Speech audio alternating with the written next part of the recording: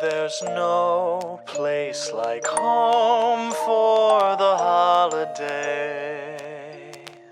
And no matter how far away you roam, if you pine for the sunshine of a friendly gaze, for the holidays you can.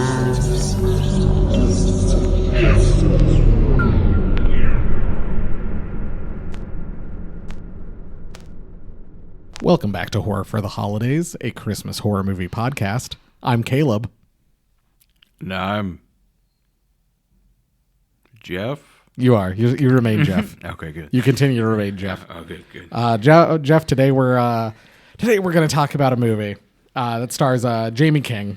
It's a slasher movie, a holiday themed slasher movie. It's a remake. And it came out 18 years after the original.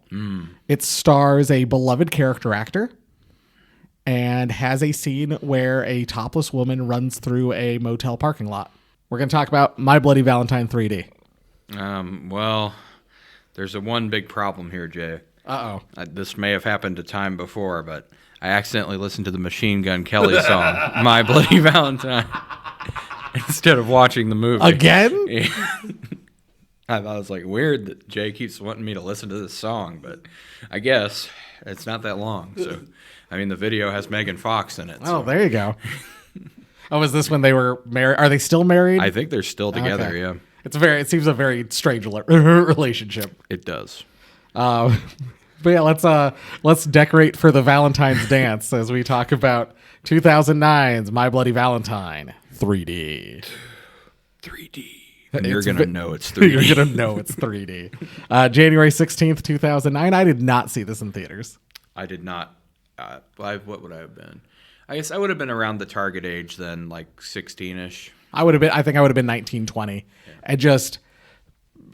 I don't even think my college used to do midnight movies. They would do about one a month. And I don't even think this was offered as an option. Mm-hmm.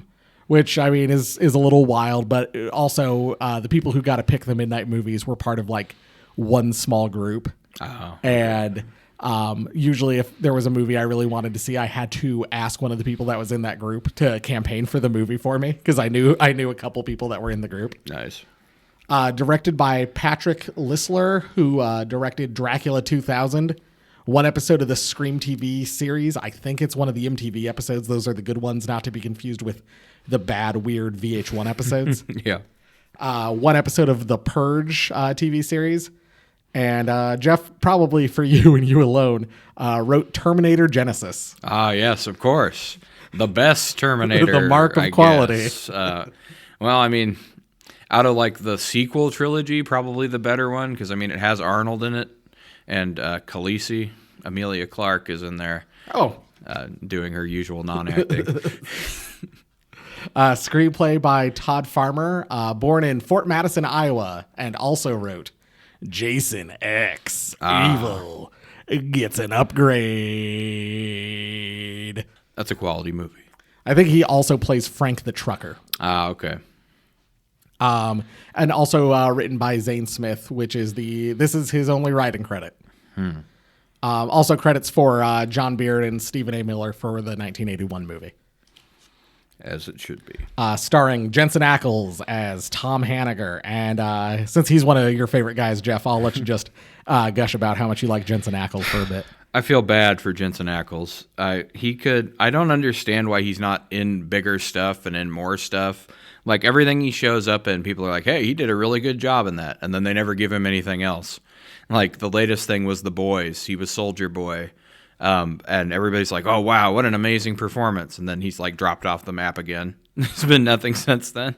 I mean, I saw does a lot of voiceover work, does a lot of DC. He voices Batman and all the DC stuff. He's taken over for Kevin Conroy as the voice of Batman and all the animated stuff. So, I mean, he gets that kind of work, I guess. But I think he could be like more of a star. Like, I don't understand why he's been basically like relegated to like bit parts and TV shows.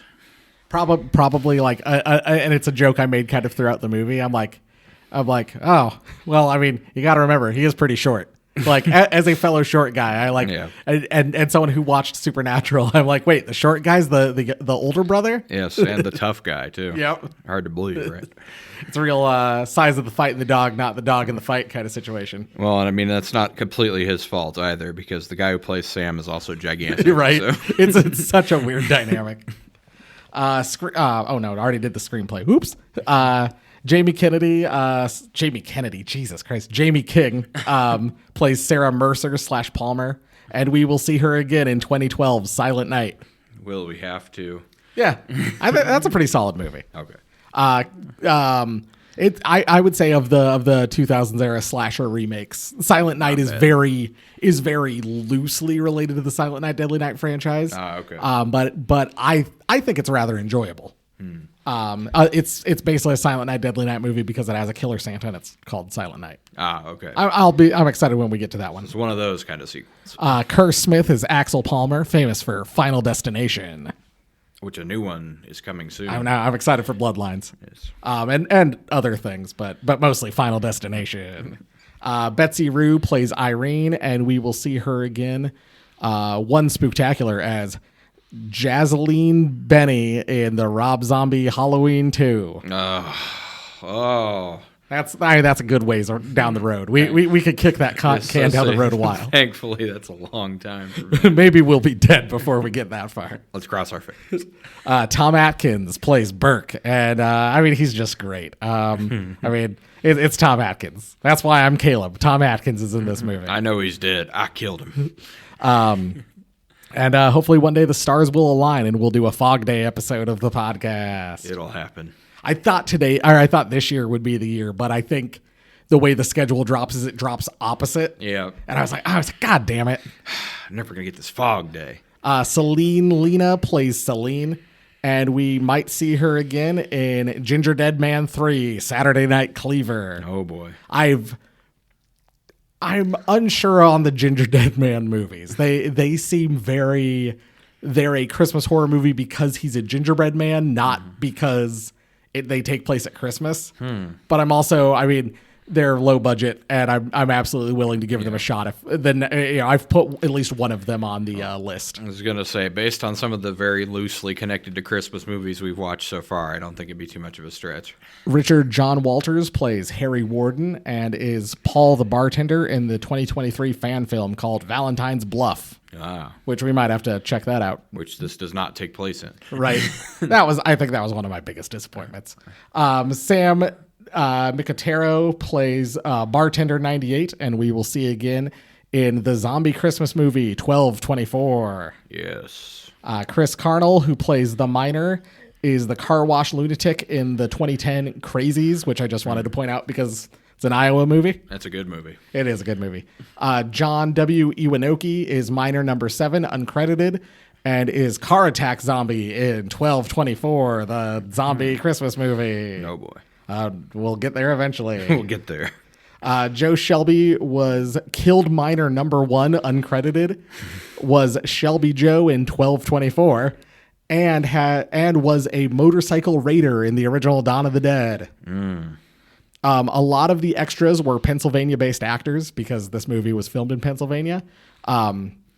Because as I was going through credits, I saw a lot of the Mothman Prophecies and a lot of Sorority Row. And I was like, what is the connection between these movies? Oh, they're all filmed in Pennsylvania. It's because Pennsylvania was handing out great tax credits at the time. Yep.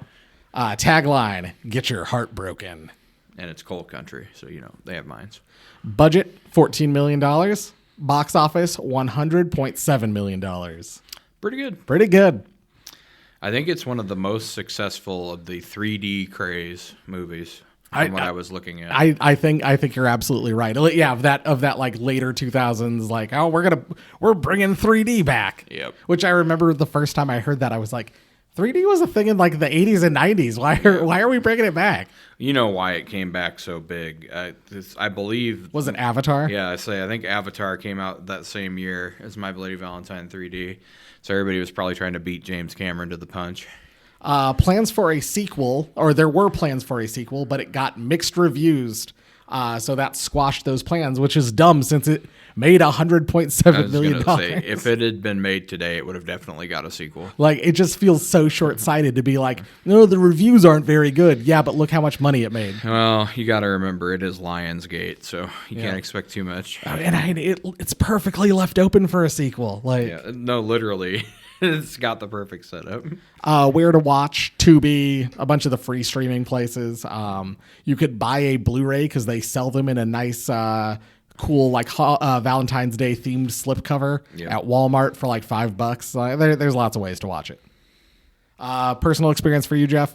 You told me that after we watched My Bloody Valentine, you're like, My Bloody Valentine 3D also exists. And I was like, oh, so it's like a 3D No, it's a completely new story, but it's 3D. It's the same, but it's different. I mean, I'm not to get ahead of the podcast, but I genuinely enjoy this movie. I do think this one is as good as the first one. Like, and does something very different with it, but also keeps kind of the same story. I was going to say, honestly, comparing them against each other, I would say this one is probably more interesting than the first one. But let's dive into it unless you have anything else. Nope, I'm good. All right, let's get into our synopsis. We get an opening music sting as we get newspaper headlines talking about the collapse at the Hanniger mine and that Tom Hanniger was responsible and Harry Warden was the only survivor and that Harry Warden murdered the other miners that were trapped and is now in a coma. I did have one thing to add I forgot about. I thought you would appreciate this fact, Jay. Could you guess what movie beat My Bloody Valentine at the box office its opening weekend? 2009, January.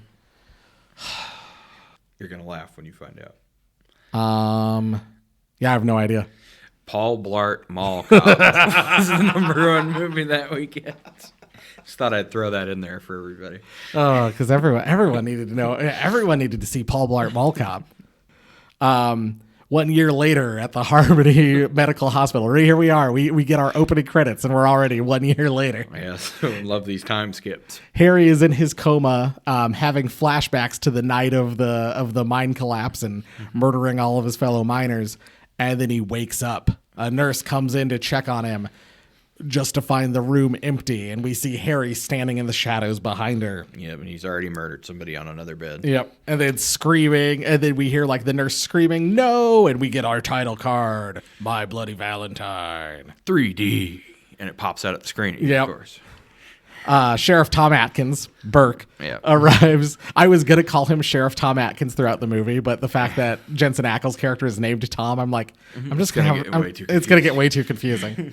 Burke arrives at the hospital and we see the crime scene and Harry Warden has like ripped a dude in half. Yep. Which is pretty impressive. Trying to figure out how that happened. But. And just murdered like everybody in the hospital. We just see like, he like sees like this room where there's like a bunch of killing going on and then walks out of the hallway. You just see bodies sprawled all over the ground. Like nurses killed at the nurses station.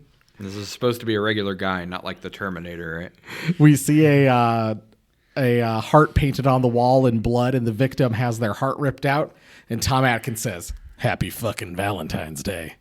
And the heart is in a heart-shaped box, and he looks at a painted heart. He looks into the painted heart and says, "Where the hell is he headed?" Cut to the mine. Axel, Tom, Sarah, having a grand old time. Various other teens are partying at the mine. Tom doesn't really want to go in. It's been a year since he was kind of responsible for the mine. He was responsible for the collapse. He was not responsible for the murders. Yes, I was going to say he was responsible for not clearing the lines of the gas or whatever. But yeah, the guy murdered him, so it's not really his fault. But Tom bears a lot of guilt for that. So he doesn't really want to go in. But he's doing this for Sarah. There's a big party. But he goes back to kind of get the beers while Sarah goes in to find Irene and Axel. Somewhere in the mine, a guy jumps out at startling Sarah. You get kind of a jump scare and he goes, "What? Did you think I was Harry Warden or something?" And then we get a pickaxe through his eye, and it's the 3D eye comes right at you. And it pokes right out at the screen because this movie's in 3D. It damn sure is. And Harry Warden appears. Chases after Sarah. She finds more victims kind of sprawled out on the ground. Yep. Irene and Axel kind of drag her to a hiding spot as Harry kind of stalks down the tunnel. a random guy walks out thinking Harry is his friend Jason. And he's like, "Hey, Jason, Stop messing with stop me, it! You're freaking me out, dude." And then Harry Warden turns around, so he goes to run, but he hits his head on a board, falling to the ground, and Harry Warden pickaxes him in the face. Yeah. The three of them run, but Axel trips, and the girls kind of try to save him, and then another girl shows up. Yeah. I got really confused. I'm like, know. wait, where'd this third girl come from? It's just girls down here in this mine, Jay. And Harry Warden to this third, because I thought it was Irene. Mm-hmm. And no, it's a completely different blonde girl. Yes. And she gets decapitated with a shovel by Harry Warden In a very odd way, too. I thought it was a cool kill, but it was very strange. As the others kind of run away, Tom shows up. He kind of walks in. He's like, "Hey, what's going on?" As everyone kind of runs past him, and then he sees Harry Warden, so he starts to run, but Harry kind of catches up to him. He definitely wants to kill him. Yep. Harry pickaxes Tom in the shoulder while Axel tries to get the girls all to flee in his truck. Yep. Harry throws his pickaxe tomahawk style towards the truck, and you get that 3D effect. Yeah. And it goes towards the camera of the windshield, and then Axel drives away because I think even then it's kind of implied that Axel's trying to get in Sarah's pants, even though he's already dating Irene at the time. Yes, they're talking about it before they show up, and she's like, he's the love of her life, right? Yeah, and this movie's it's hard to know how to feel about some of the characters in this movie. Yeah. Tom kind of runs back into the mine to try to get away. He hides, but Harry finds him and is about to attack him when Sheriff Burke arrives and shoots him, but Harry is able to escape further into the mine. Yes, he shoots him right through the chest, and then he's like, "Stay down, Harry." And he stands up, takes another bullet, and continues to run away through gunfire. 10 years later. Oh, boy. Here we are. We're not even 20 minutes into the movie, and we're already 11 years into the future. 2 time skips. We hear news reports talking about Harry killing 22 citizens. Axel is now the sheriff, and we learn that Sarah and Axel are married with a kid, but Axel is cheating on her with Megan, who works at the grocery store that Sarah runs. Yes, it's like her employee. Yep. And they meet up in what I dubbed Axel's fuck cabin of infidelity. Oh, yes, of course. And Megan kind of gives him a Valentine, and inside it is a pregnancy test, and she's pregnant. Oh no. And she's like, "Be mine forever," or something is on the Valentine's Day card. And Axel, whatever. It's the same name. It's kind of like, "Oh, whatever." You could tell in his eyes, he's like, "Oh shit." Yeah. Tom Hanniger shows up in the town to sell the mine now that his dad is dead. Tom checks into a motel and takes some pills. And in the room next door, Irene is fucking Frank the trucker. Oh, yeah. Turns out Frank was recording this, which makes Irene furious that this was going on. And she pulls out a gun and chases him naked through the parking lot. Love that scene. Big fan of that. Yeah. And Frank's kind of like you know that gun's not even loaded. So Irene just chucks the gun at him, hitting him square in the head. He's like, "Oh, you bitch." And apparently his camera was still recording this whole time. Yes. He then goes and opens the cab of his truck just for a pickaxe to fall straight down on his head as the miner Harry Warden appears. Oh no. He then chases Irene through the parking lot into the motel. She is still naked this whole time. Of course. And she goes and hides in the manager's office, hiding under the manager's bed. Yep. And then Harry's kind of looking around, looking for her, and then goes into the closet because he hears the manager arrive. The manager comes in looking for her dog, and she's a little person, by the way. Yes. Which makes the thing that's about to happen slightly less impressive. Yeah, that's true. It would have been way cooler if it was a full-size person, but whatever. Whatever, yeah. The manager's looking around. She's like, "Where's that dog of mine?" And she's kind of looking around, and she goes and she's like, "Oh, hiding in the closet." Opens the closet door. There's Harry Warden, pickaxes her under the jaw, and then lifts her into the ceiling, breaking the fluorescent lights. Which I'm pretty sure, I don't know if anyone could actually perform that unless you're the world's strongest man.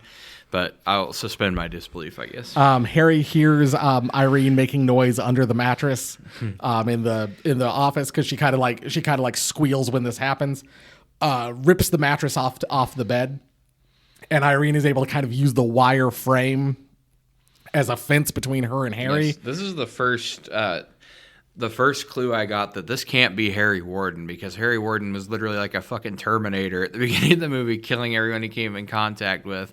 And this guy is struggling to get a woman who's behind a wireframe bed. But you get another 3D shot of the pickaxe like coming through part of the grating in the wireframe. No, they made sure you got your money's worth for that 3D ticket. Jay. Yeah. And she kind of uses it to maneuver, but then gets hit in the gut with the pickaxe. The next day, the police show up to investigate, finding Irene with her heart ripped out, and find Tom's name in the register at the motel. At the grocery store, Tom runs into Sarah and apologizes for leaving town. At the Palmer house that night, we meet their maid Rosa and their son Noah, who I thought was named Sheriff originally. And I'm like, and how much? Yeah, that is funny. How much money are these people making that they can afford a maid in a small town? She owns the grocery store. I think. Does she own it, or is she just like working? Because it was as her the manager? parents. Okay. But then also at one point Axel says her dad is dead. Yeah. So either she's the owner or she's the manager, and then he's the town sheriff. But yeah, it is wild that they just have the maid is only there for the one scene that's a homage to the original movie. Well, she's there a little bit later. Well, yeah, but that's what I'm saying. Is she's there for that one scene. Yeah. The police find Frank the trucker's camera, which was still running, and they see the Harry Warden character walking through the parking lot. I gotta watch this for evidence. And what I said to my wife, I was like, "Oh, that's what they're calling it now." Because at one point, Sarah comes in as Axel's watching it, and it's Irene getting fucked. Yep. And like she's moaning, and she's like, "What are you watching?" He's like, "Evidence." And I'm like, "Oh, that's what we call it these days." Exactly. Axel gets a Valentine at the police station with Irene's heart in it. Oh boy. Tom goes to a bar and a fight breaks out, but Burke breaks it up and tells Tom, "I saved your ass for a second time, but don't worry, there won't be a third." Boy. God, I love Tom Atkins. God, Tom Atkins. Not enough Tom Atkins in this movie. Not even close to enough. Axel suspects that Tom is the murderer. The next morning at the grocery store, Tom and Sarah talk about him leaving, and Sarah tells him he just can't keep running away for the rest of his life. You just go face what happened. Tom goes to the mine to meet up with Ben and runs into Red, the guy from the night before who attacked him. Yes, his hand's still bandaged. And punched a mirror, so like hurt his hand. And we get a little bit of that Dean Winchester poking through, where Jensen Ackles goes, "How's that hand holding up?" or something like that. Yeah. And it gives like the signature like Dean smirk. Like, Yeah. I saw that moment happen. I was like, there it is. There's that Dean Winchester. There's the Dean thing. Harry appears attacking Tom and trapping him in a cage, and then stabs Red through the arm, but Red is able to kind of fight back. I was going to say, yet another clue that this isn't Harry Warden, because this miner is getting his ass kicked for a good portion of this fight. He just gets lucky and kicks the pickaxe through his skull. Yeah, Red, he overpowers him. Red overpowers the miner, grabs the pickaxe, and is like kind of like holding it in place, and then the miner kicks it back, and it goes right into the top of Red's head, just like you described, Jeff. Yes, Red was like 1 second away from killing this guy. Some of the crew arrive and find Red's body and Tom trapped in the cage. At the hospital, Tom is getting stitches, and Sarah is there handing out Valentines. That's the thing. I'm just gonna bring it up now. For a movie that's like, it's My Bloody Valentine, it doesn't take place in Valentine's Bluff. It's Harmony. That's the name of the town. Harmony. And it's just like, but there's no Valentine dance that's like that's happening / not happening. Yeah. Like there's nothing about it that it's like, other than just like handing out the Valentine's Day hearts, there's nothing that's Valentine's-y enough about this movie. Yeah, that's kind of one of my main complaints. Is like, this doesn't feel like it really needed to be set on Valentine's Day. They just keep like being like, "Oh, remember it's Valentine's Day." There's not even like, we don't even know exactly which day is which day it is. So it's like, is every day Valentine's Day? Well, nobody ever says like, "Be my Valentine" or anything right. like that either. Other than like the taunts and stuff like that. Yeah. Tom tells Sarah and Ben that he isn't going to sell. And then Axel just like has a reveal from behind like a medical curtain. He's like, "Why is that, Tom? Yeah. Are you trying to fuck my wife?" Yeah, pretty much. And then it's like Tom's like, "Oh, there might be Tom's like, "There's something worth sticking around for." And Axel goes, "My wife Sarah, who I have sex with." Yes. Such a fucking dumb line. I think there are lines in between that, but essentially it's my wife Sarah, who I have sex with. And other women. I have all the sex with my wife. And reveals it can't be Harry because Ben, Axel's dad, and Sarah's dad killed Harry Warden, and that Burke covered it up. Yep.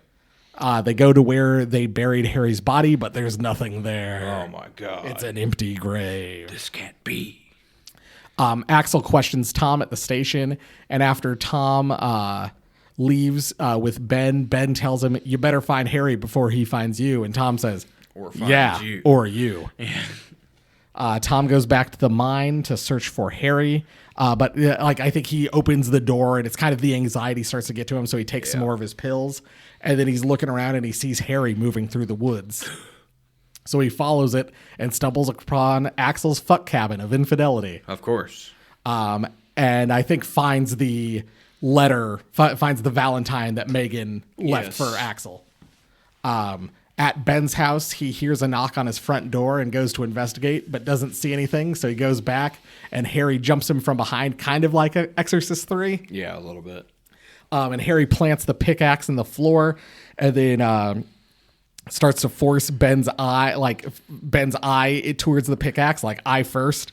And we get some of that 3D effect of like, oh, you're moving towards the pickaxe. And again, this ridiculously old man puts up way too much of a fight against this guy.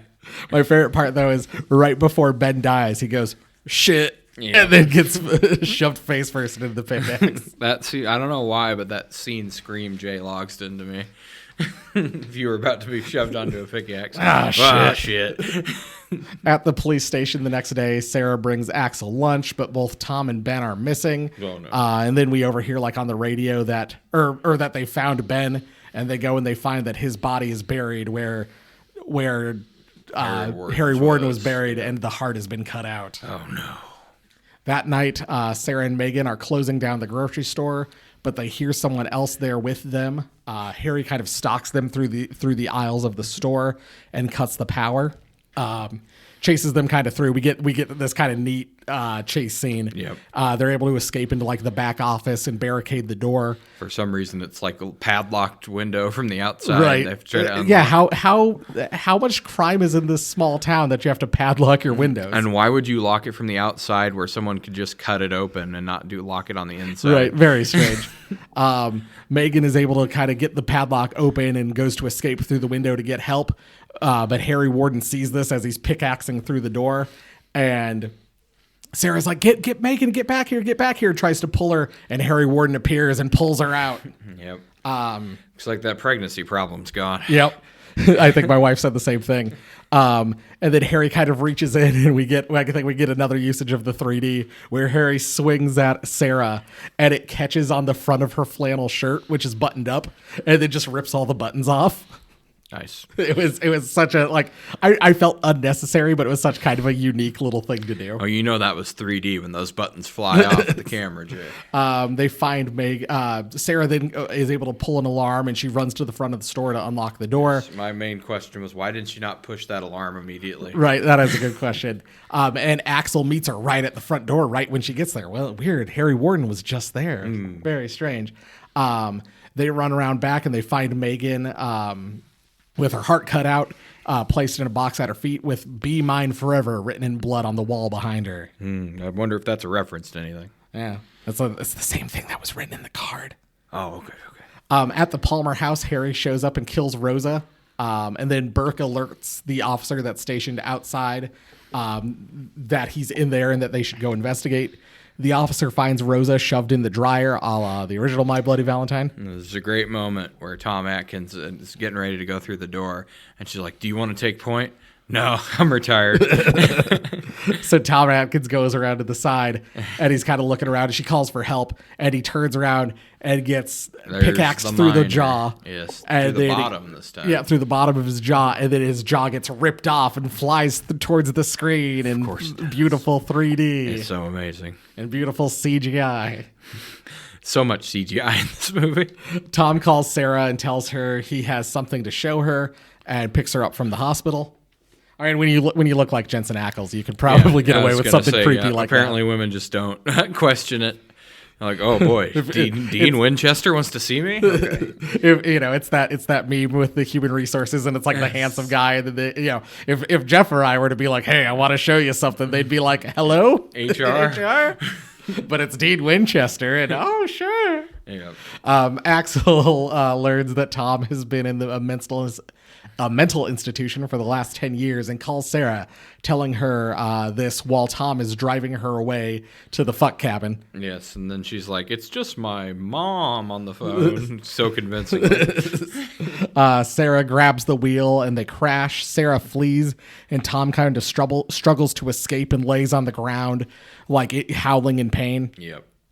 Sarah goes to Axel's fuck cabin of infidelity and to hide, and finds the Valentine that Megan left inside with the picture of her and Tom, but then also has the Be Mine Forever written in it. Oh, but how does that have the picture? I know, very strange. And then this is Axel's cabin, remember? Oh, and then the fuck cabin of infidelity. Yeah, and then she opens like a closet door, and a bunch of Valentine's boxes spill out. Oh my god. And then the miners show, like, as she like opens that closet and finds all of this, and they all fall to the floor. She's standing there, and the miner just like walks into the house behind her. I love that shot. They battle around, and but like the kitchen's kind of close quarters, so can't get close to her, and gets his pickaxe stuck in like the cabinetry. And Sarah's able to escape through a window and runs to the mine. We get the clothes dropping scene, reminiscent of the original, where, I don't know, for whatever, the clothes that they hang up, I assume not to get cold soot on them or whatever, get dropped all over her, as Sarah flees deeper into the mine and hides. She then thinks the miner's about to approach her, but it's Axel, and she ambushes him and grabs his gun, holding him hostage, accusing him of being the killer. Tom then shows up, and they confront Axel, and she's like, talking about all these things. I found the Valentine, Axel. Like, I found all the Valentine's boxes, in your dad's cabin, blah, blah, blah. You've been cheating on me with Megan, and all this stuff. Oh, and then she dropped that earlier that she already knew. And then Tom mentions Megan's death, and Sarah goes, how did you know Megan was dead? Well, first, in a good guy move, Axel actually does something I've never seen in one of these standoff situations before. He's just like, well, then just kill us both. I know. That's a great moment. Yeah. Tom then sees Harry appear kind of behind them in the mine, and he starts to approach, and he's kind of like, Sarah, he's behind you. Shoot her. Like, he's behind you. Harry's right there. And no one's there, Tom. Like, what are you talking about? There's no one there. And Harry walks right past Sarah. And he's like, he's right there. He's behind you. He's right there. And then he approaches Tom and dissipates and fades into nothing. Now, see, my first clue about that was when he has that big fight with the miner when he first visits the mine, and he gets locked in that cage, and they kind of like have a stare down with each other, and they're both mirroring each other in the same stance, and they both get up in this exact same way. I think this movie does a really good job with all of that and kind of obfuscating who is the killer and who isn't. But my one issue with it is that means that he got dressed to be the miner to kill Red, and then took all the stuff off and hid it somewhere, and they didn't find it while searching for. I'm guessing because when he first gets down there with Red, he goes up to that little cage thing, and inside the cage there are masks and stuff hanging up. So I'm wondering if he just took the clothes off of there and then just put them back when he was done. But there would be blood all over them. That's what I was saying. It's like, that doesn't. Well, and he would have. I mean, Red kicked his ass, so you think he would look beat up too. We then get see a bunch of flashes of Tom committing all the murders, all these flashbacks, and every murder it's then Tom ripping the mask off and struggling to breathe. And it's kind of interspersed with like Tom coming into town, finding Harry's body, picking up the max, picking up the pickaxe, picking up the mask, and then he kind of like holds it up like in front of his face, and you see his eyes kind of poking through the eye holes. Tom and Axel fight, and Tom stabs Axel in the gut with the pickaxe, and then Sarah starts shooting, and Tom flees deeper into the mine. And then starts breaking lights, just like in the first one, where he's smashing the lights as he's coming towards them. We got like a split personality situation because Axel goes, so you're in there, aren't you, Tom? Or whatever. And he's like, oh, yeah. And then he's like, how about you, Harry? And it's like, yeah, I'm in here. Yep. Yeah, and he's, like his voice gets really gruff. Yep. That typical Dean voice. Sarah shoots Tom, shoots Tom in 3D slow motion, where we like see the bullet move around the bullet in like a bullet time. Real Matrixy. And then we watch it pierce Tom's gut and then come out through the back, hits a pressurized tank, and it causes an explosion. We get a team searching for survivors, and one guy finds Tom still alive, and he's like, hey, buddy, we'll get you out of there. And Tom kills him. Yep. So he can steal his clothes. Outside the mine, Axel is taken in an ambulance, and Axel and Sarah tell each other, I love you. Then we see like the search party miners leaving, and one of them's walking with his hand over his gut. And then he takes his mask off, and we see that it's Tom. Credits roll. Dun, dun, dun. And over the credits, it's kind of scenes of the inside of the mine, kind of like moving down a track. And then as you get to the end of the credits, Harry Warden appears, and you get one last 3D scare of him slashing at the camera, and you hear glass breaking as though he just broke the camera. Yes, 3D, got your money's worth. End of movie. Yep. You wanna talk about anything? I mean, they set it up perfectly. They could have done a sequel. It was planned. There was a planned sequel. They pitched it to Lionsgate, and Lionsgate's like, nah. It got mixed reviews from critics. So we're like, and I was like, what horror movie doesn't get mixed reviews from critics? Yeah, critics genuinely don't like horror movies. Well, and I mean, especially slasher movies, because I think this movie was one of the ones that Siskel and Ebert put on their like most notorious don't go see or whatever list. And they did that rant about slasher movies and about how it was destroying the fabric of America. But critics say, but like this made over $100 million. Yes, like on a $14 million budget. Yeah, this made, even factoring in advertising costs, we're talking at least $60 million profit. And that was just the box office. I think it made another about like 19 million in Blu-ray sales. Yeah. Mm-hmm. And so it's like roughly it made $100 million almost, probably. Yeah. Close to 80. All said and done, and if you count like people licensing the streaming rights or whatever, probably easily.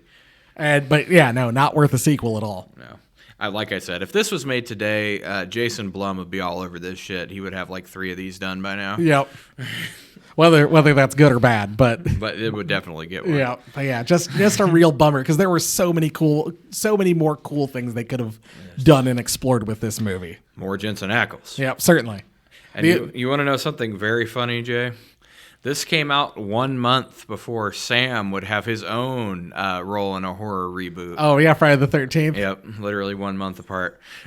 This movie is a little more forgivable. That I always have issues with like a movie with Buffy in it, or like David Boreanaz, or someone from Buffy, or someone from like Supernatural in it, and I'm like, Dean, it's a freaking human miner guy. Like, you're Dean Winchester. Like I know you're playing a different character, but I'm like, you're Sam Winchester. You shouldn't be bothered with Jason Voorhees. Like, you take him out easy. Exactly. You beat guys like this every week. Like, come on. I think he is Jason Voorhees, if I'm not mistaken. No, Sam is like, Jared Padalecki plays like the brother of a girl that Jason has kidnapped or something. Oh, is that what his role is? Yeah. In that? I thought he was Jason in that. No, it's something weird where like Jason has kidnapped this girl because she looks like his mom. Oh, and it's Jared Padalecki's sister, so he's like off looking for her. Okay, yeah. Well, I mean, it's been 15 years since I've seen that movie. It's weird. Oh, well, less cool than I thought. Well, Jeff, where do you want to start? I mean, let's talk about the Valentine's Day spirit, Jay. All right, Valentine's Day spirit. There How is none. Valentine's-y is the movie. How Valentine's-y are the kills. The kills are pretty Valentine's-y since he's cutting out people's hearts, I would And say. leaving them in boxes and painting Valentine's hearts on walls and shit. Yeah, I'm using that whole be mine thing forever. Yep. But yeah, as far as like the importance of the holiday to the movie, basically zero. Yep. It's way less than the first one. This could have, I mean, they could have done such a twist on it and have it be like he's trying. Because, I mean, that's another thing that really made no sense to me was when the miner tries to kill Sarah after the car crash. It's like he wants her to be with him, right? And he wants to have his perfect life that he dreamed of before he went crazy and went away. Why is he trying to kill her? Right. I also had that same He gets kind of thought. he like really close to actually killing her at the house. And it's like, what would he have done if he'd pickaxed her through the head? And in the grocery store. The grocery store is the same thing where it's like, no, yeah, like you said, like this is the woman you want to have your perfect life with. You made all these mistakes and you throw her into like a glass case and almost like pickaxe her through the face. Yeah. So that didn't really make a whole lot of sense to me, but okay. But yeah, just no, this could take place other than the fact that it is My Bloody Valentine.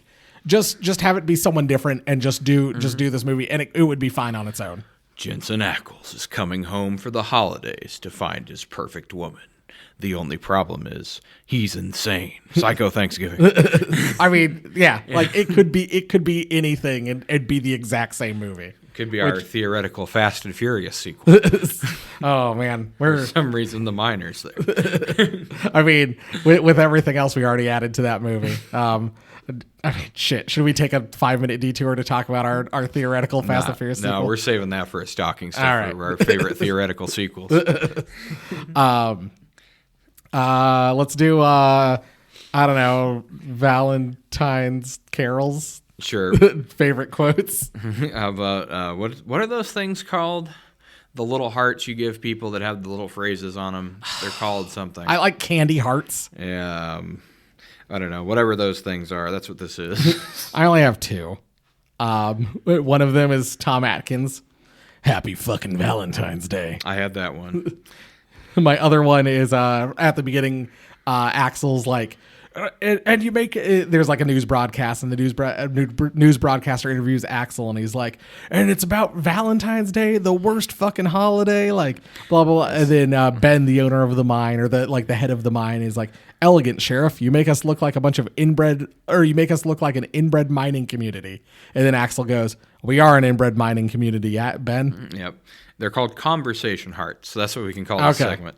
I had the first part of that quote where he's like, the worst fucking holiday a greeting card company ever fucking cooked up. I thought that was interesting. I had your Tom Atkins line.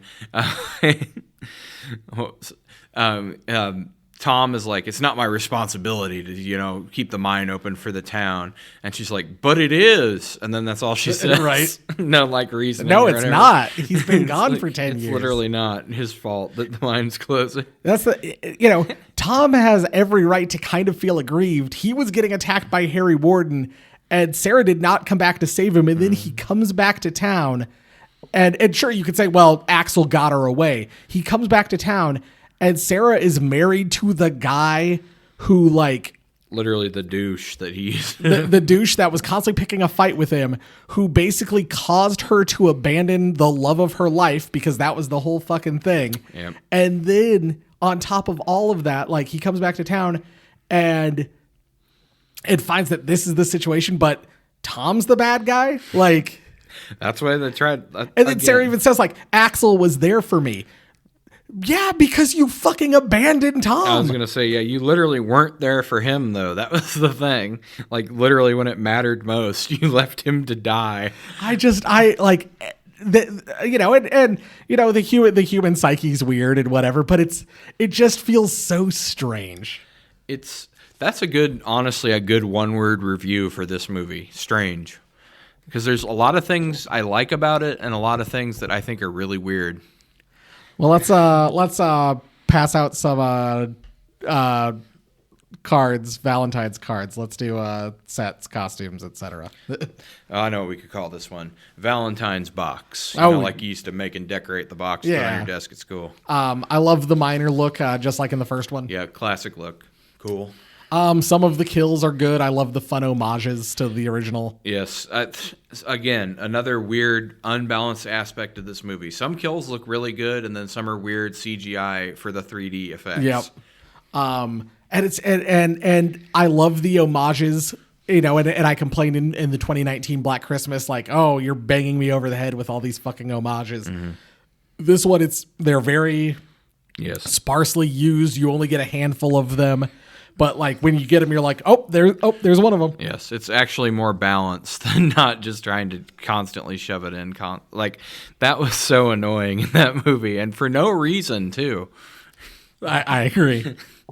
But one thing I will say, I love the grocery store scene. I love the whole Harry stalking them through the aisles. It seems like they must have filmed it in a real grocery store, like a real small town one, because it had like all the actual products on the shelves. There were Utz potato chips and there were Lay's. We had Coke and stuff in the coolers. It was like, unless they licensed all that, which I doubt, it must have just filmed it at probably in a Pennsylvania grocery store. But it reminds me of the movie Intruder, which is a slasher movie that takes place entirely in a grocery store.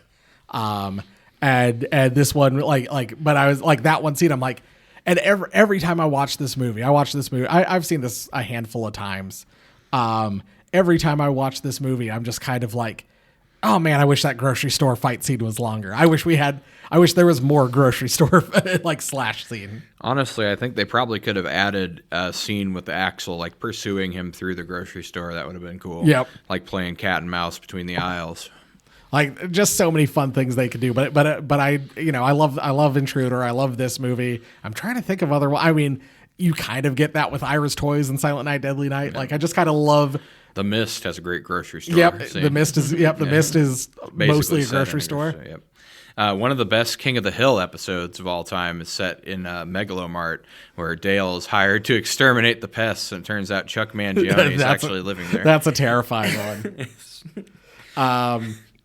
Let's do Chalky Candy Heart, one thing you would fix, and Chocolate Heart, one thing you would praise. Okay. Do you want to go first, or should I? Sure. One thing I would fix the unevenness in the writing. There are some good lines. There's a decent like back and forth where you're like, I'm pretty sure it's Tom. Well, it's like, we know it's not Harry because of all the things I pointed out before. But it's like, is it Tom or is it actually, because the sheriff acts very suspicious at certain points, and they leave enough evidence like up in the air that it could be him. Well, and it is Axel in the original, so it is a nice twist on that it's not the same. I thought they did a good job with that, but then there's like the weird dialogue, like we talked about, that goes nowhere. The weird setup where it's supposed to be My Bloody Valentine, but nobody ever talks about Valentine's Day, or it's not important at all. Well, and Megan gives Axel the Valentine's box, but then there's still Valentine's stuff going on days afterwards. Yes, and it's like, that was really weird. So was it Was it not? When is Valentine's Day? It sounds like she was just giving it to him because she knew she wasn't going to be able to spend it with him. He was going to spend it with his wife.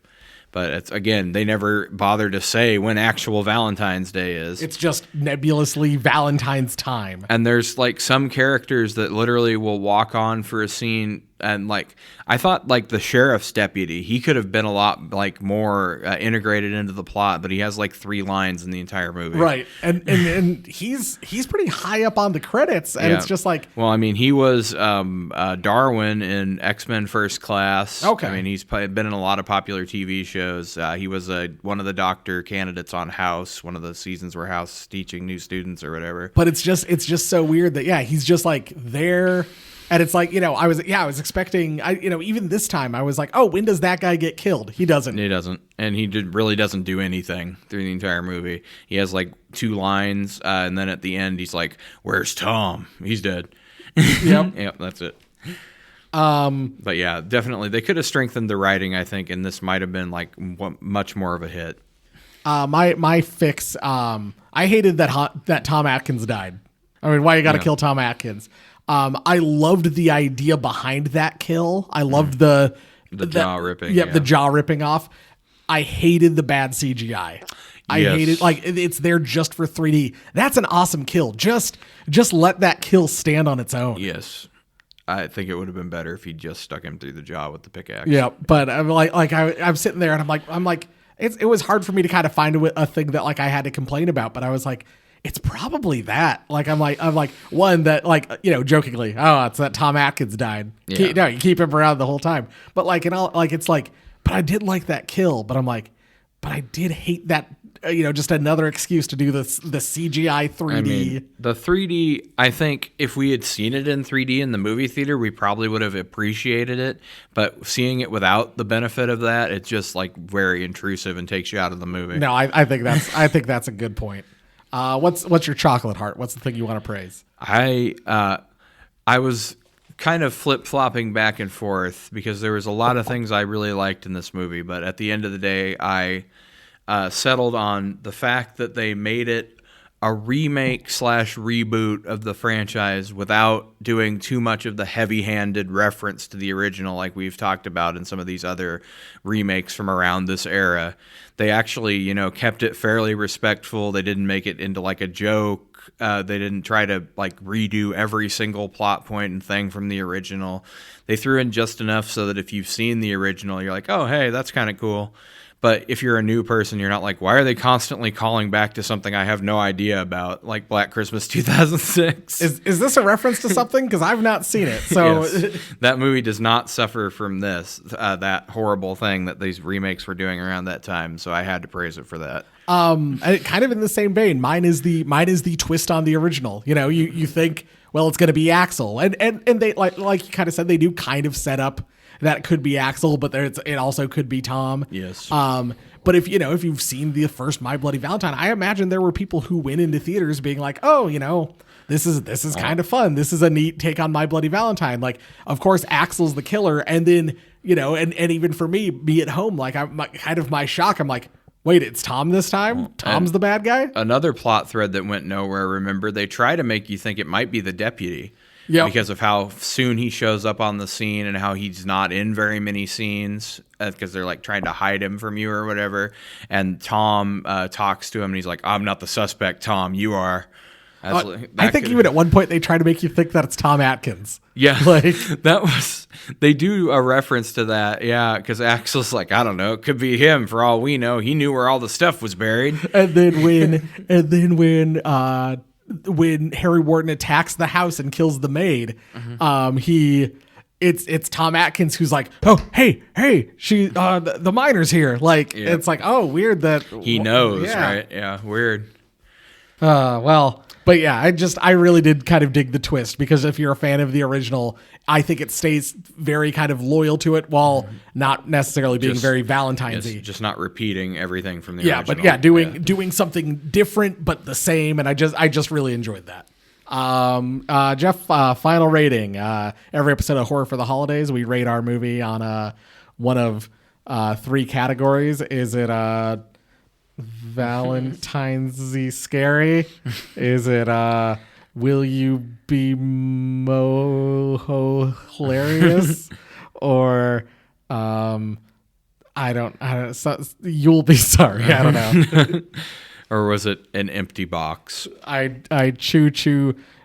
This movie's a loser. You know, all the let's just be friends. You remember that one kid that would only have like the one Valentine from the teacher in his box because nobody liked him and no one brought him anything? Yeah, that's what we're capturing for the bad one. All right, yeah. So whatever those are, which one do you want to pick, Jeff?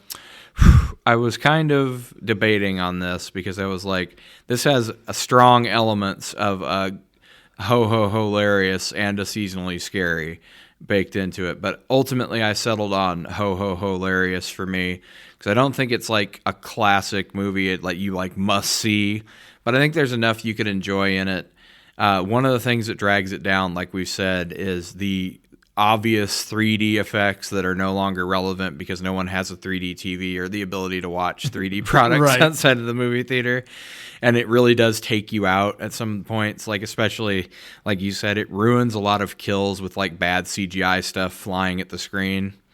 which I mean was probably cool when you could see it in 3D, but now you can't. Right. So it's just really obtrusive, and like I said, the unevenness of the writing kept it from being like a 5-star movie for me.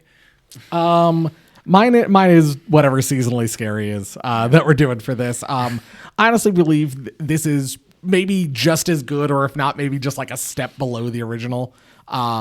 I think there are things. I think this movie breezes by a bit more. I think this movie has a bit more going on than the original, but like the original is kind of a classic in its own way. Yeah. No, I would say if I had to pick which one I was going to watch for Valentine's Day, I would probably watch this one because, it does feel more focused. It feels like it does feel more eventful. The first one feels like, let's take like an hour of kids partying or whatever, and then we'll cut in the minor to it. And this one just doesn't feel like it slows down, which I think there are some slow moments. Yes, the first one definitely has some slow spots. But I honestly believe this is maybe the best of the 2000s era slasher remakes. Oh, I'd say easily it's the best remake. Like I was sitting there like racking my brain, and I'm like, the only two that maybe come close, I've already mentioned one of them, Silent Night, the 2012, and the other one is the Jessica Biel Texas Chainsaw Massacre. When was Rob Zombie's Halloween, the first one? I think that was probably around this time too. I know a lot of people enjoy that one too. Not so much the second one, but the first one, people thought it was an interesting take on Michael Myers.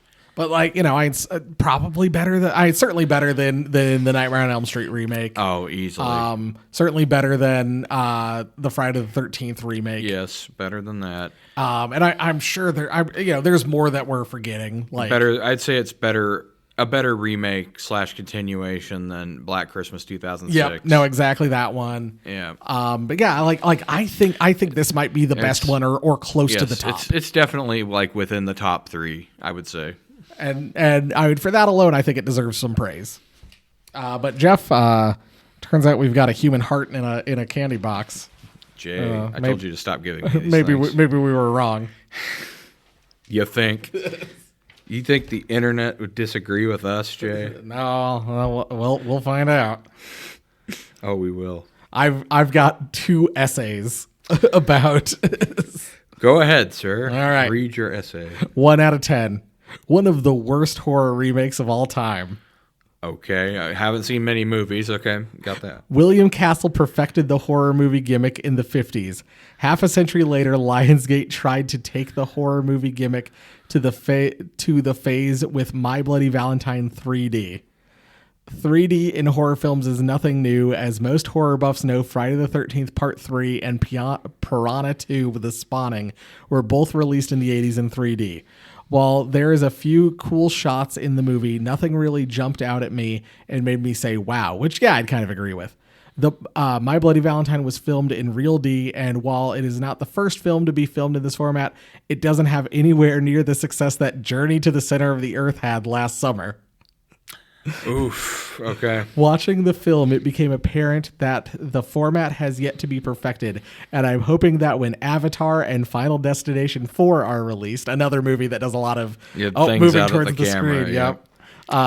Later this year in Real D, the movie studios have worked out all the bugs. As for the film itself, it's just your run-of-the-mill slasher film with dumb characters, pointless nudity, and horrible acting. I've never been one to down a so bad it's good slasher film, as I rank both the Sleepaway Camp and Slumber Party Massacre series high in my guilty pleasure book, but watching My Bloody Valentine was more painful than a New Kids on the Block concert. Jensen Ackles from the hit WB series Supernatural gives a horrible acting debut performance as Tom. Really? He does not. And this is far from his debut. I was going to say, and he's not even close to the worst actor in this movie. I didn't go into this movie expecting Ackles to have the same dramatic prowess as, say, Brando or Penn. Also, it's a horror movie, my dude. Like, what the fuck? Also, Sean Penn's a fucking bad actor, but whatever. But Ackles' lines are amateurish in delivery, and he doesn't have the experience or talent to carry this movie. Has this person not seen the original? Like, Also a B movie, like low budget. Literally, the only reason the original was made was because you could get a Canadian tax credit to make the movie, and they had to do it in like 3 weeks. In the female lead role, Jamie King doesn't display the type of courage needed for a female horror heroine, and I was just waiting for her untimely demise, which sadly doesn't happen. Finally, Kerr Smith shows why he hasn't had a decent acting job since his days on Dawson's Creek.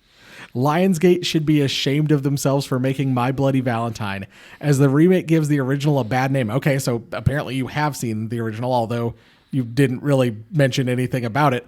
Horror films are supposed to be so bad they're good. They're not. Horror films can be genuinely good. There's many horror films that are legitimately good. In fact, horror films aren't supposed to be so bad they're good. Sadly, My Bloody Valentine ranks as the worst horror remake since Dark Water.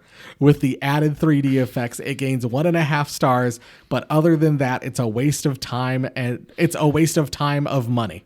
9 people found that helpful. Ah, okay. This was also January 20th, 2009. Okay. This was from 3 years ago. Okay. 1 out of 5 stars. This movie is so dreadful, it makes me physically ill. Where did the supposed $15 million budget go? First of all, this movie looks like a soap opera due to its improper frame rate. Okay. I did not think so, but whatever. Cheap. The acting, oh my lord, where did they dredge up these deficient baboons? Nothing makes sense. The twist is so insipid and nonsensical, I don't even know what to say. Oh, those are some nice $5 words you got there. Got a college boy here. I'm so perplexed as to how this film was allowed to exist. It is so vapid and preposterous Jesus fucking Christ. that I am truly concerned for those of all involved in its production. This movie, air quotes, is a crime against humanity. That being said, I 100% recommend watching this film if you want to see one of the most laughable and ridiculous pieces of cinema in history. In history. Jesus. 134 people found this helpful. Motherfuckers. All right. Here's my other one. Bloody Awful. 1 out of 10 Second stars. essay. I was 17 when the original came out at the birth of the so-called slasher era. Halloween, and then parentheses, classic, exclamation point.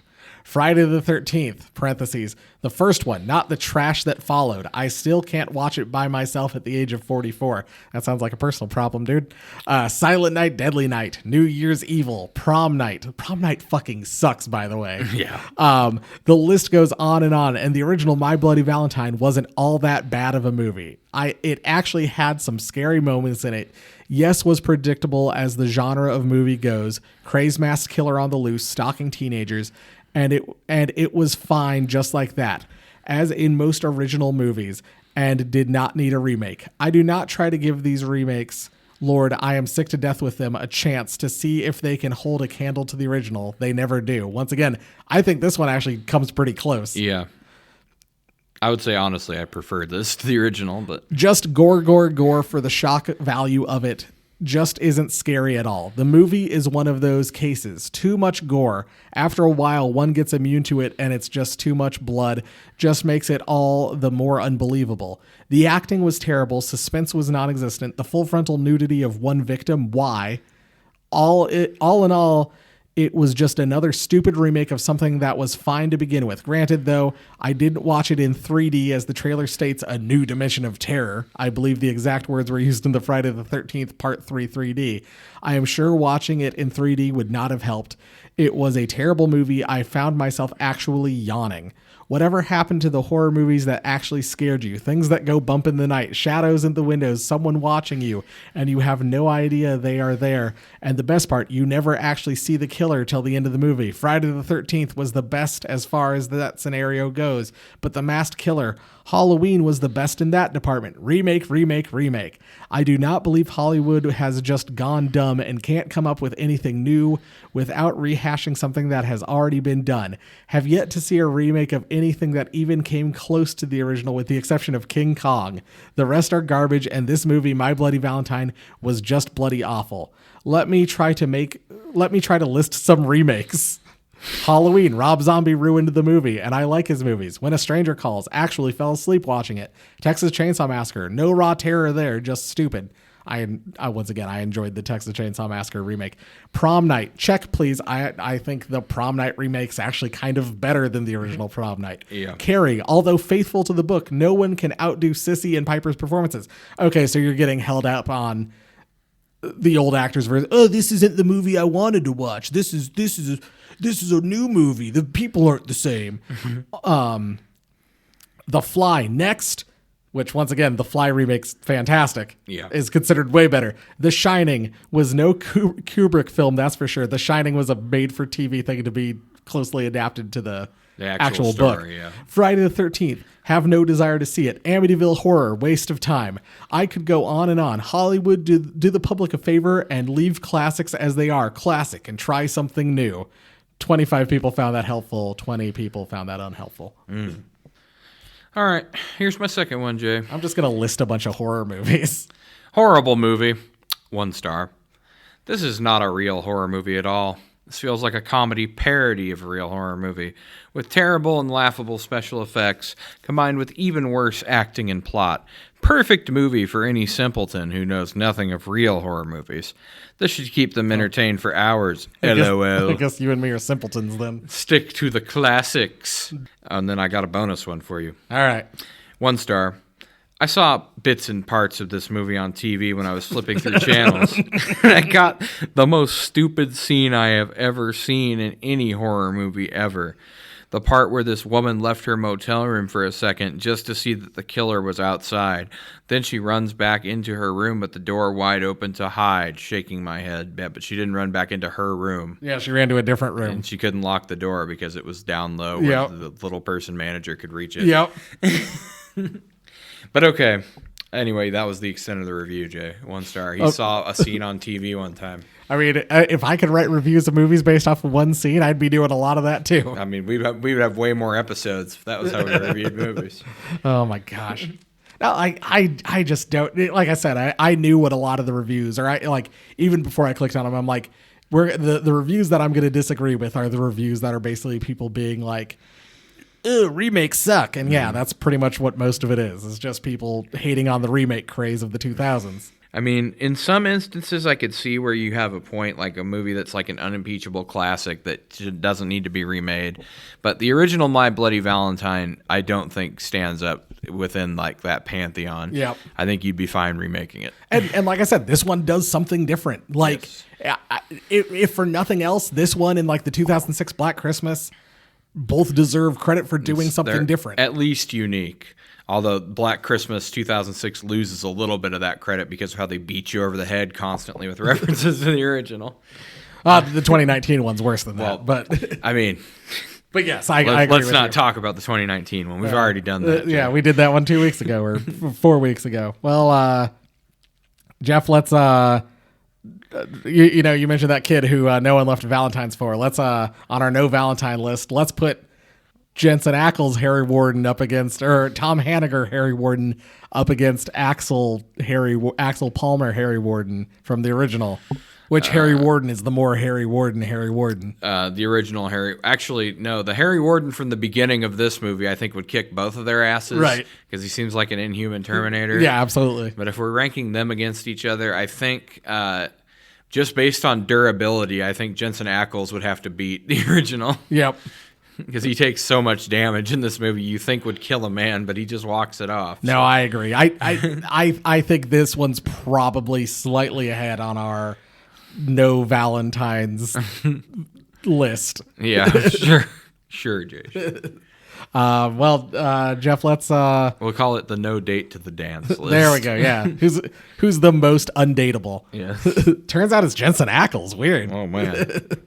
As of right now, we'll see what happens the next year at Valentine's Day. Oh boy. But let's see what Jun Group's got cooking for us in a segment we like to call Garbage Day! Huh? No!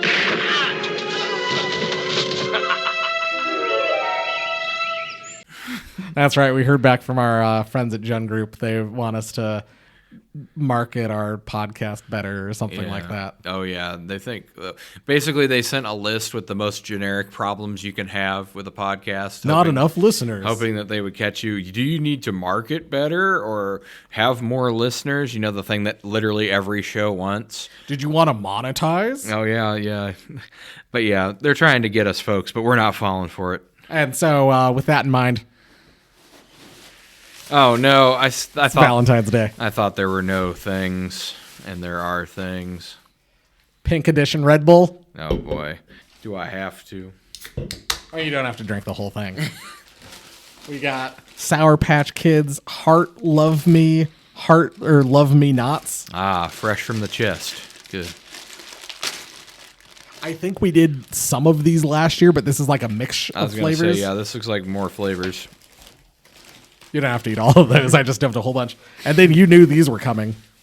Oh yeah. Jeff's wife picked us up some red velvet Reese's. Yes. Look delicious. So let's give these a shot. Red Bull Pink Edition, the taste of wild berries. Well, that could be almost any berry, Jay. And it's like a purplish pink can. Instantly, I'm not a fan of the smell. Ah, so much berry. Too many berries. God. And I don't know which one to blame. If only I'd had domesticated berries instead of wild berries. Ah. You made me almost shoot wild berry Red Bull out my nose. I mean, it's okay. It's not bad. It's fine. We've had worse Red Bulls. Yeah, definitely. All right, I'll grab a couple of these Sour Patch Kids. This looks suspiciously like the coal I get at Christmas, Jay. Are you trying to tell me this is the same candy? It might be. They're Sour Patch Kids. They're good. Good flavor. I just did the dark one first. The black hearts. Yeah. Tastes kind of grapey. Pink heart. Can't tell if it's supposed to be cherry or strawberry. That's a good question. I wonder if it says. Probably doesn't.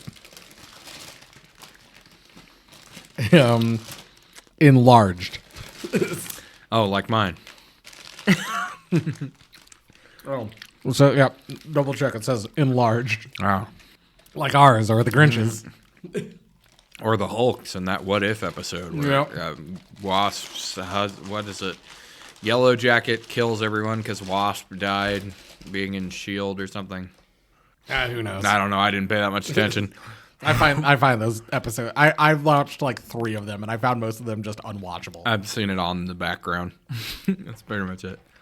All right, well, let's do some red velvet Reese's. Yeah, let's do it. Got a slice of red velvet cake on the front, milk chocolate peanut butter with red velvet flavored cream, which last I checked, isn't red velvet just chocolate? Yeah. Kind of. I think it's just a color, like a color of cake, but I'm not 100% Ooh, sure. a very nice kind of pink. I'm not a bakist, as you might say, Jay. That's what they're called, right? Yeah. All right, here we go. I mean, it's good. I don't know if it's red velvet. I mean, you get a little bit of that, like, cake flavor. I think it's just a more peanut buttery Reese's, which I'm not complaining about. Not Like, hating on it. Yeah, the chocolate flavor is a little lighter, and I actually kind of like that. No, it's good. I like it. Yeah. So I don't know. Probably worst thing, the pink Red Bull. Yeah. Not that it's terrible, just. It's average. And then I'd probably say the Sour Patch Kids and then the Reese's. Yep, I agree. All right. Well, be on the lookout for stuff like that in your stores. Give them a try. Let us know what you think. Send us an email, horrorfortheholidays@gmail.com. Get in touch with us on social media. We're at all the places at horror4holidays, horror for holidays. Subscribe on YouTube. Hit the bell. Leave us comments. Be like, hey, Jay, Jeff, stop this eating into the microphone. And we're like, we're never going to. Never. This is season 3 and we're still doing it. You're never going to stop us. Can't stop me now. I'm eating so much trash. I'm having a ball. Can't stop me now. Doctor says, Jeff, you really need to stop eating so much junk food. Too bad, Doc. Leave us a review on your podcatcher of choice. 5 stars. Let us know how bad the podcast is. We're only going to read your review if it's a 5-star review. Indeed. We're not going to waste time like when we troll for these 1-star garbage reviews. We're not doing it. Yeah, I'm going to devote my trolling for 1-star garbage reviews for our podcast segments, not for reviews of our own shitty podcast. We know it sucks. You don't have to tell us. We don't care. We're going to keep doing it anyway. Yeah, exactly. We're proud to be proud. We're proud to be part of the Christmas Podcast Network. Give a couple other podcasts on the network a listen. Check them out. Totally Rad Christmas. Totally Rad Christmas. Holly Jolly Xmasu, I believe. Other good stuff out there. Give those a listen. And we'd like to thank the King George III Library of Ankeny for hosting the show again this week. The Ankeny Kirkengurken Library. For letting us hang out in conference room F. We'll see you again next week for a stocking stuffer. Oh, Jay, I think I hear something clawing at the door. Sounds like it's partially wolf and partially man. All right, well that's something to look forward to. And then in 2 weeks there will be another stocking stuffer, but we'll be talking about in theater Valentine's themed horror movies. Oh yes, Jay, I heard there's a hard eyes killer on the loose, and there's a companion of some sort. Mm-hmm. All right, well, what you might call a sexy M3gan. Yeah. Wait. I mean, wait. Wait a minute. All right. Well, anyway. Abort. Cut the feed. Thanks for listening. Bye.